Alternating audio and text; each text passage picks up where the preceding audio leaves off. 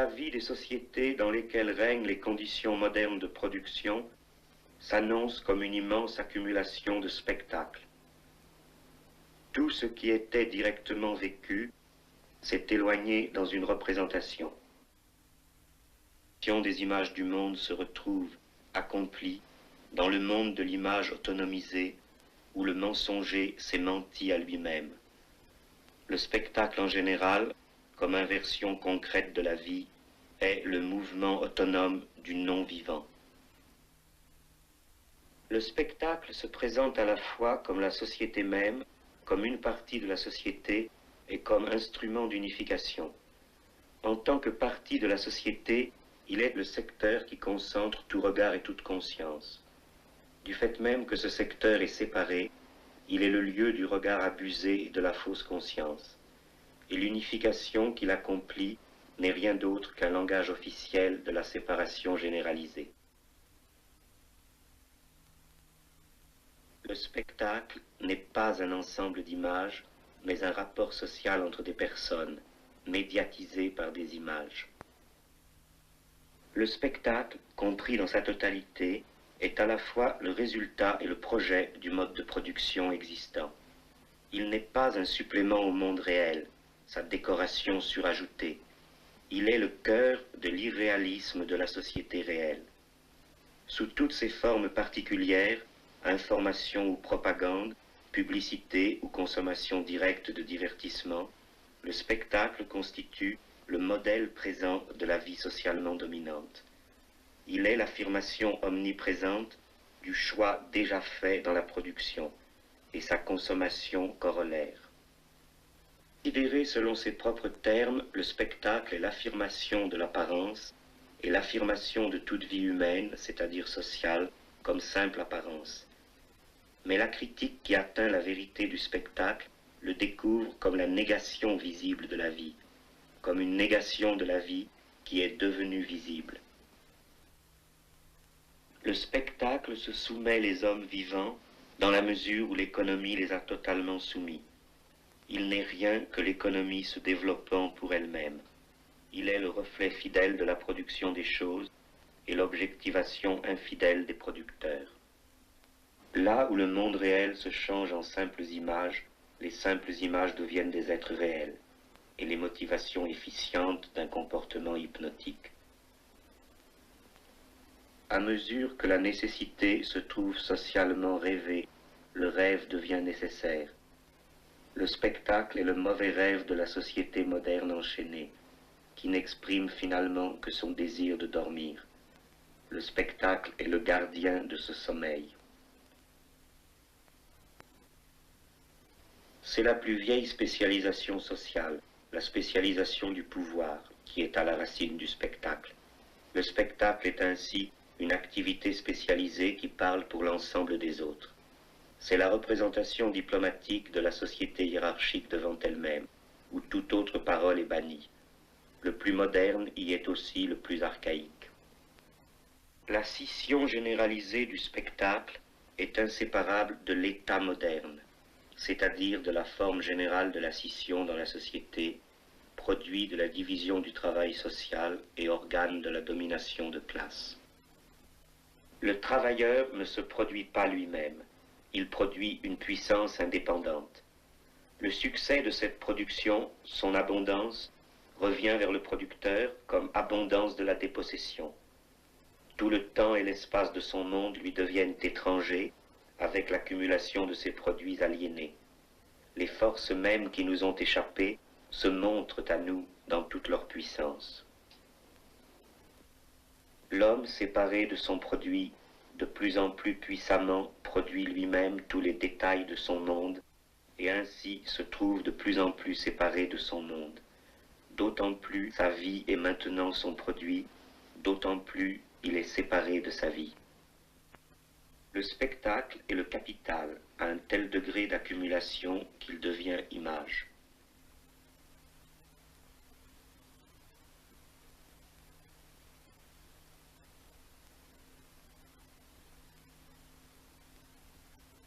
La pensée de l'organisation sociale de l'apparence est elle-même obscurcie par la sous-communication généralisée qu'elle défend. Les spécialistes du pouvoir du spectacle, pouvoir absolu à l'intérieur de son système du langage sans réponse, sont corrompus absolument par leur expérience du mépris et de la réussite du mépris, car ils retrouvent leur mépris confirmé par la connaissance de l'homme méprisable qu'est réellement le spectateur.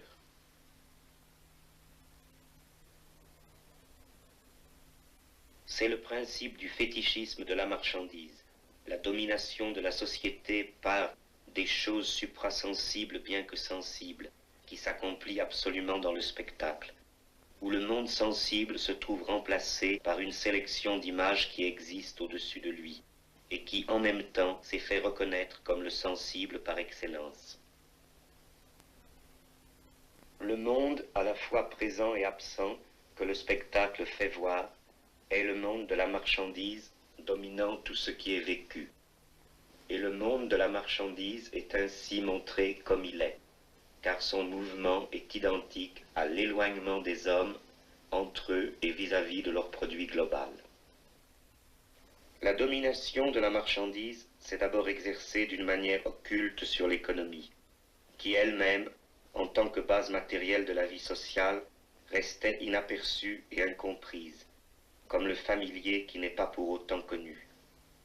Dans une société où la marchandise concrète reste rare ou minoritaire, c'est la domination apparente de l'argent qui se présente comme l'émissaire muni des pleins pouvoirs qui parle au nom d'une puissance inconnue.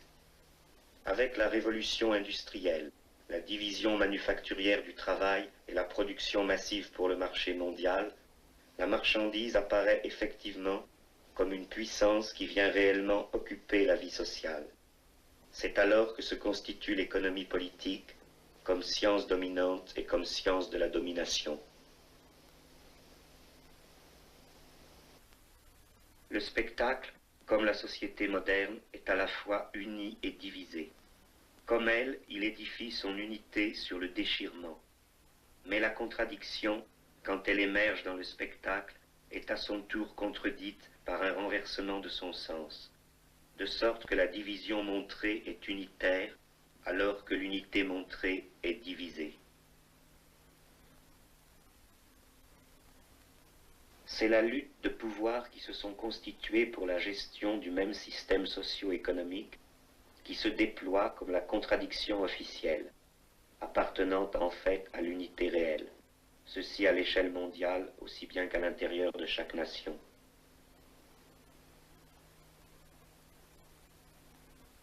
Les mouvements de banalisation qui, sous les diversions chatoyantes du spectacle, dominent mondialement la société moderne, la dominent aussi sur chacun des points où la consommation développée des marchandises a multiplié en apparence les rôles et les objets à choisir. L'unité irréelle que proclame le spectacle est le masque de la division de classe sur laquelle repose l'unité réelle du mode de production capitaliste. Ce qui oblige les producteurs à participer à l'édification du monde est aussi ce qui les en écarte. Ce qui met en relation les hommes affranchis de leurs limitations locales et nationales est aussi ce qui les éloigne. Ce qui oblige à l'approfondissement du rationnel est aussi ce qui nourrit l'irrationnel de l'exploitation hiérarchique et de la répression. Ce qui fait le pouvoir abstrait de la société fait sa non-liberté concrète.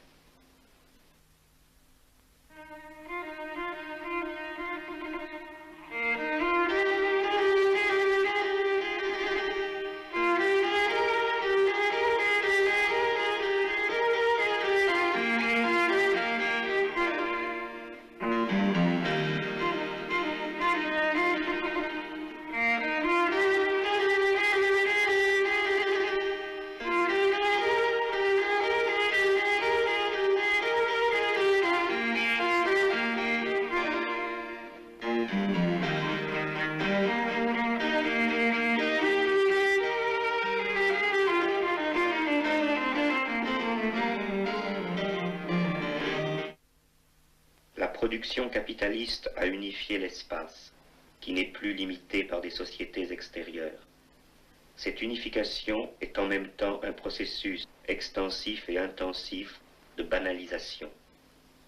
L'accumulation des marchandises produites en série pour l'espace abstrait du marché, de même qu'elle devait briser toutes les barrières régionales et légales et toutes les restrictions corporatives du Moyen Âge qui maintenaient la qualité de la production artisanale, devait aussi dissoudre l'autonomie et la qualité des lieux. Cette puissance d'homogénéisation est la grosse artillerie qui a fait tomber toutes les murailles de Chine. C'est pour devenir toujours plus identique à lui-même, pour se rapprocher au mieux de la monotonie immobile, que l'espace libre de la marchandise est désormais à tout instant modifié et reconstruit. Cette société qui supprime la distance géographique recueille intérieurement la distance en tant que séparation spectaculaire. Sous-produit de la circulation des marchandises, la circulation humaine considérée comme une consommation, le tourisme, se ramène fondamentalement au loisir d'aller voir ce qui est devenu banal. L'aménagement économique de la fréquentation de lieux différents est déjà par lui-même la garantie de leur équivalence. La même modernisation qui a retiré du voyage le temps lui a aussi retiré la réalité de l'espace.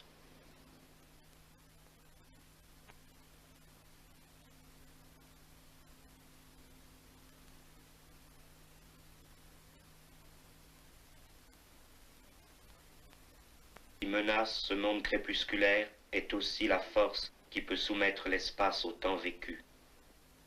La révolution prolétarienne est cette critique de la géographie humaine, à travers laquelle les individus et les communautés ont à construire les sites et les événements, correspondant à l'appropriation, non plus seulement de leur travail, mais de leur histoire totale.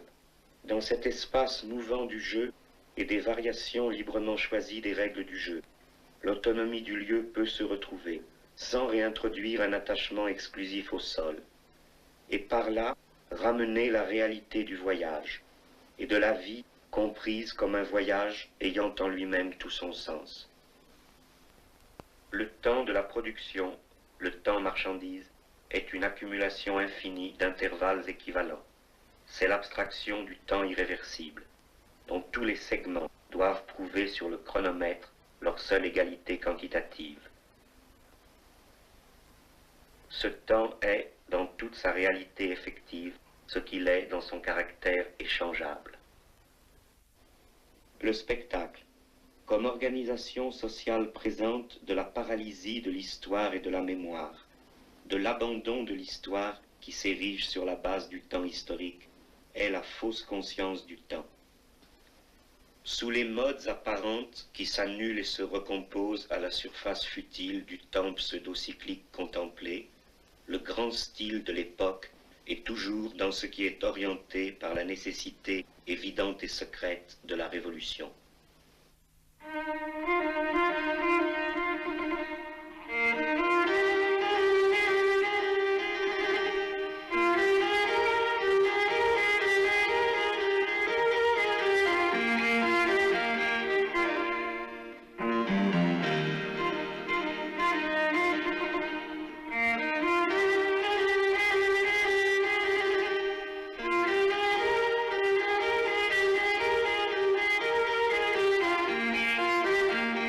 La victoire de la bourgeoisie est la victoire du temps profondément historique, parce qu'il est le temps de la production économique qui transforme la société en permanence et de fond en comble.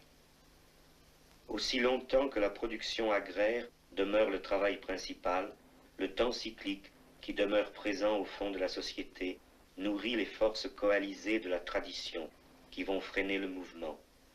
Mais le temps irréversible de l'économie bourgeoise extirpe ses survivances dans toute l'étendue du monde. L'histoire qui était apparue jusque-là comme le seul mouvement des individus de la classe dominante, et donc écrite comme histoire événementielle, est maintenant comprise comme le mouvement général, et dans ce mouvement sévère, les individus sont sacrifiés. Ainsi, la bourgeoisie a fait connaître et a imposé à la société un temps historique irréversible, mais lui en refuse l'usage.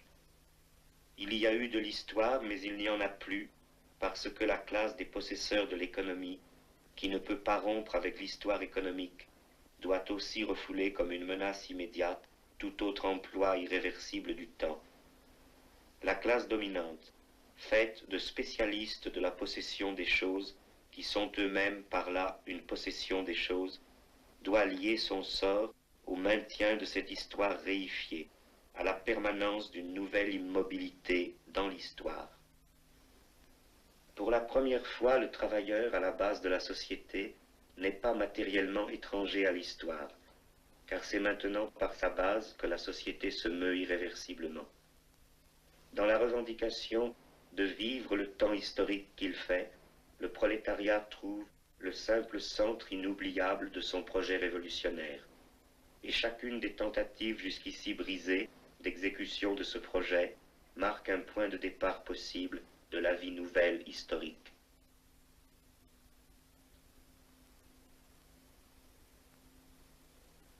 Avec le développement du capitalisme, le temps irréversible est unifié mondialement.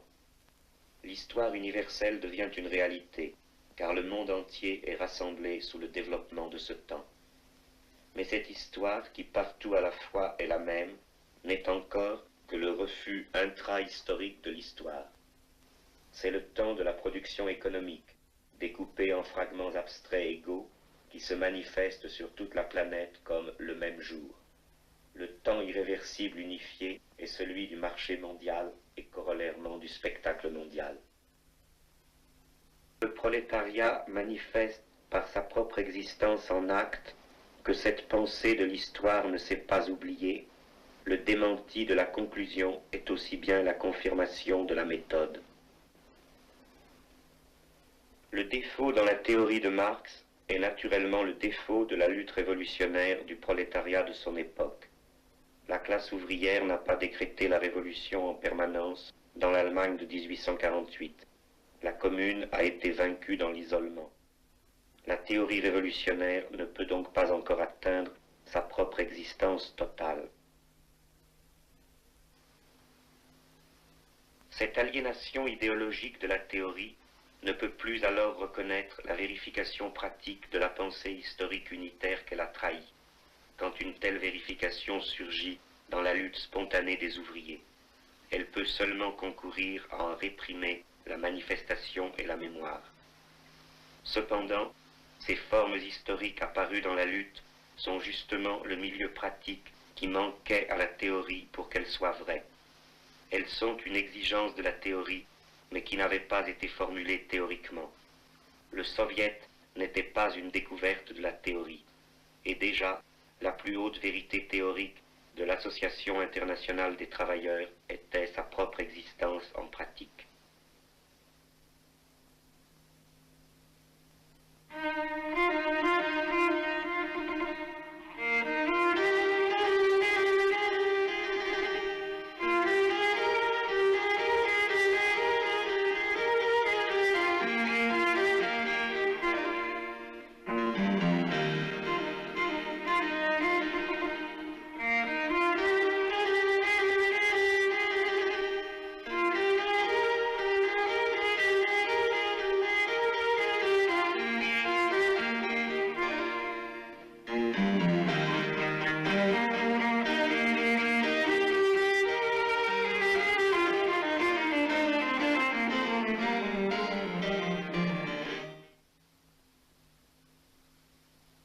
Le même moment historique où le bolchevisme a triomphé pour lui-même en Russie et où la social-démocratie a combattu victorieusement pour le vieux monde, marque la naissance achevée d'un ordre des choses qui est au cœur de la domination du spectacle moderne. La représentation ouvrière s'est opposée radicalement à la classe.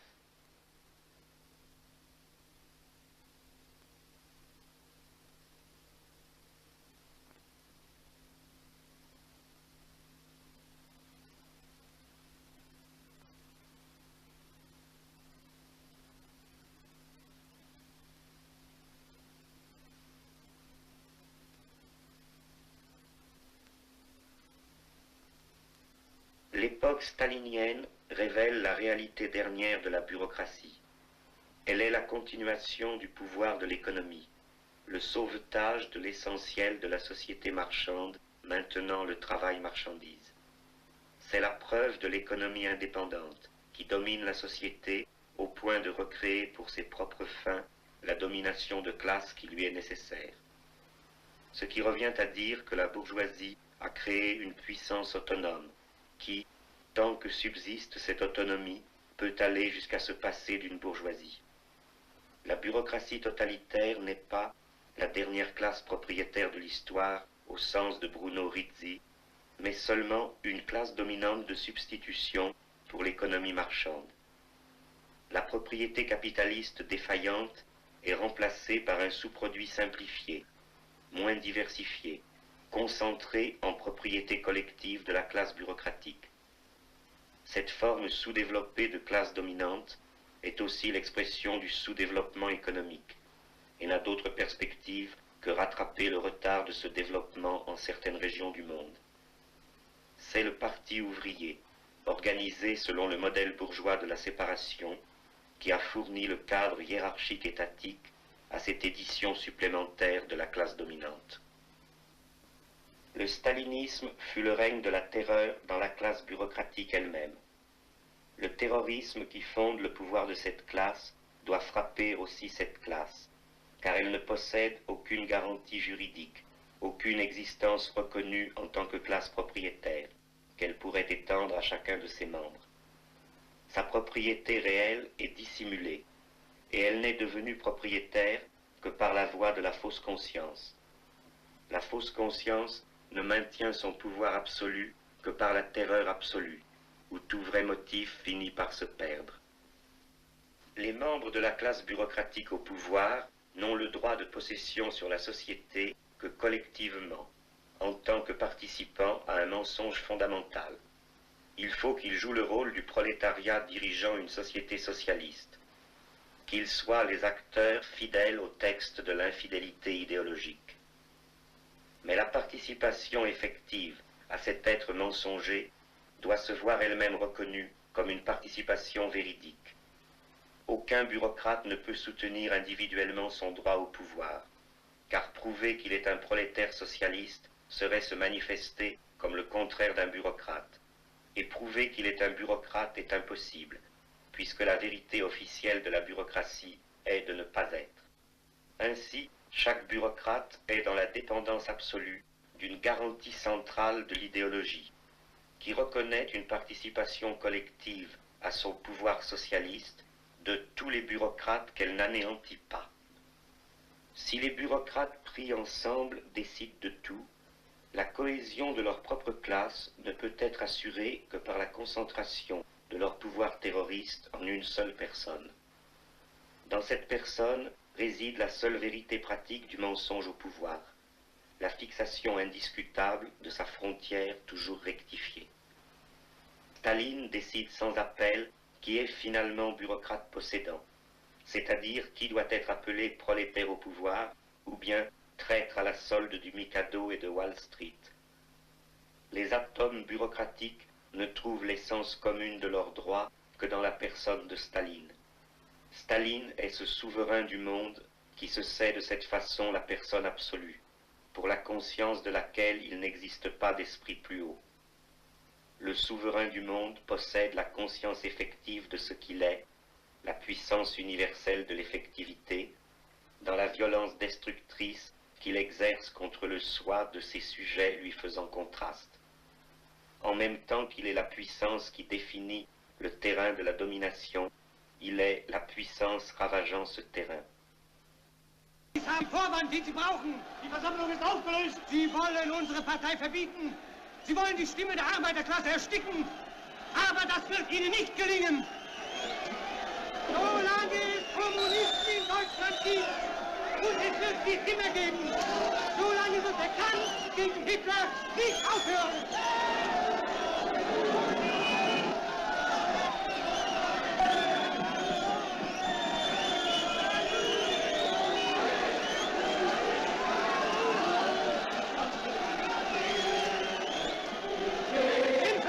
Für den Frieden Hitlergenossen! Hitler heißt Krieg!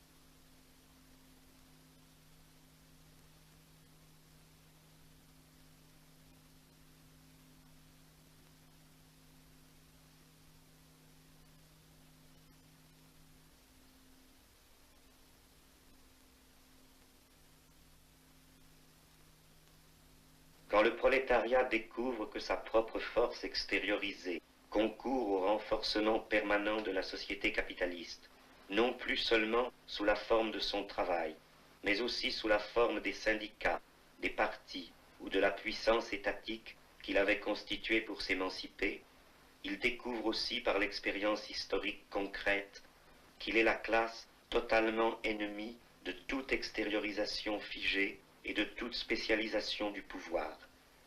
Il porte la révolution qui ne peut rien laisser à l'extérieur d'elle-même, l'exigence de la domination permanente du présent sur le passé et la critique totale de la séparation. Et c'est cela dont il doit trouver la forme adéquate dans l'action. Aucune amélioration quantitative de sa misère, aucune illusion d'intégration hiérarchique ne sont un remède durable à son insatisfaction, car le prolétariat ne peut se reconnaître véridiquement dans un tort particulier qu'il aurait subi, ni donc dans la réparation d'un tort particulier, ni d'un grand nombre de ses torts, mais seulement dans le tort absolu d'être rejeté en marge de la vie.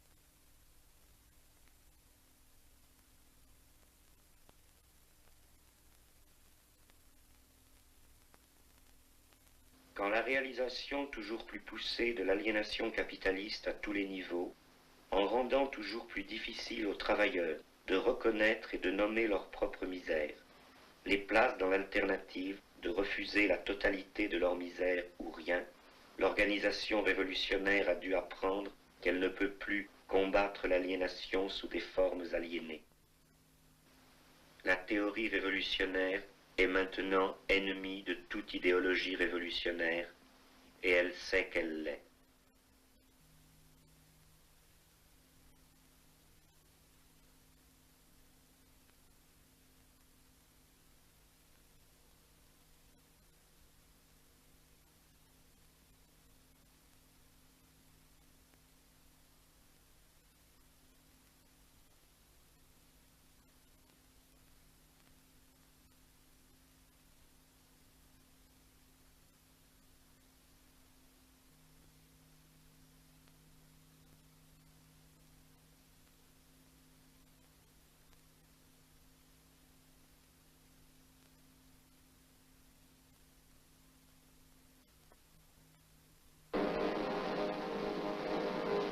Septième, Michigan!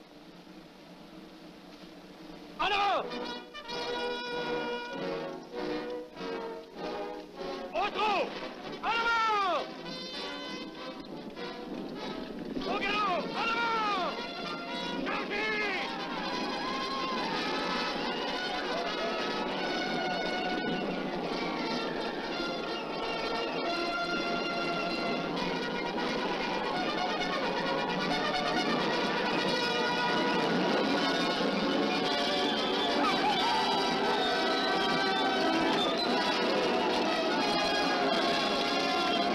Not a speech, proposing a toast.